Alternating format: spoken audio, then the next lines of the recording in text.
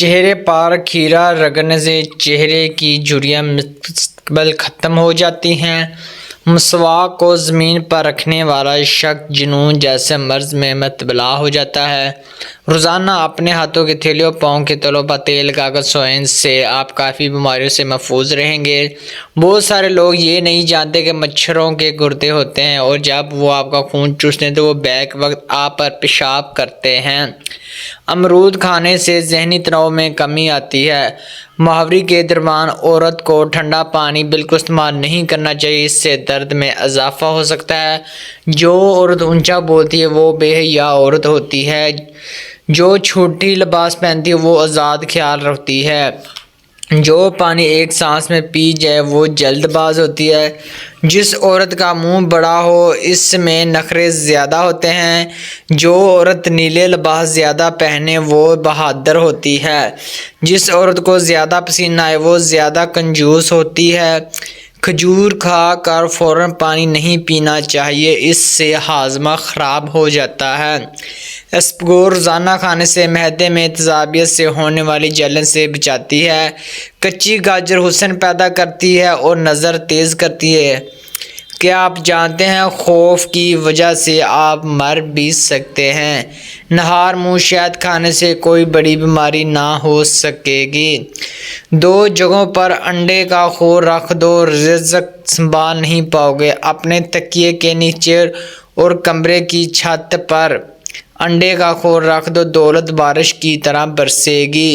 مرد کے جسم کو طاقت و قوت دینے والی 3 سستی اور عام سبزیاں: نمبر 1 پالک، نمبر 2 ادرک، نمبر 3 شلجم۔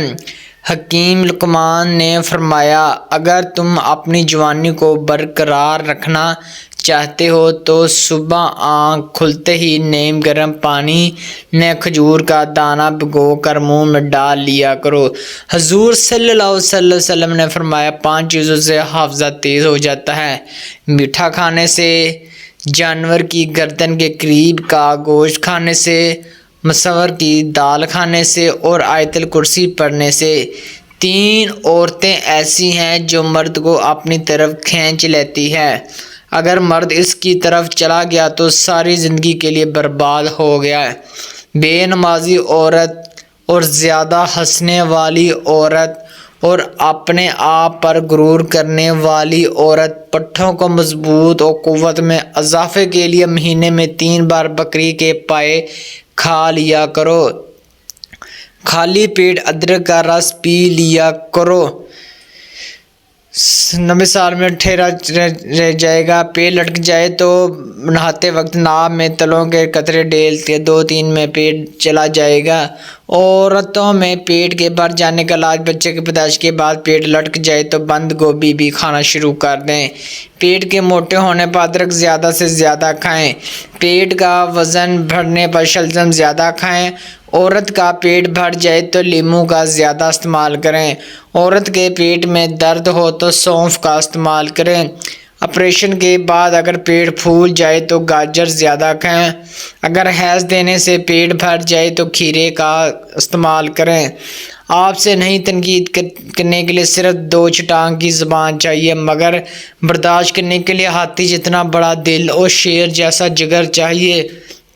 جس مرد کی جرابیں میلی ہوں یا بٹن ٹوٹا ہو تو ان کو دونوں میں سے ایک کام فوراً کر لینا چاہیے: شادی کر لے یا طلاق دے دے۔ اٹلی کہاوت: بوڑھی بھینس کا دودھ میٹھا ہوتا ہے اور بوڑھے آدمی کی جوان بیوی گلے میں پڑے ڈھول کی طرح ہوتی ہے۔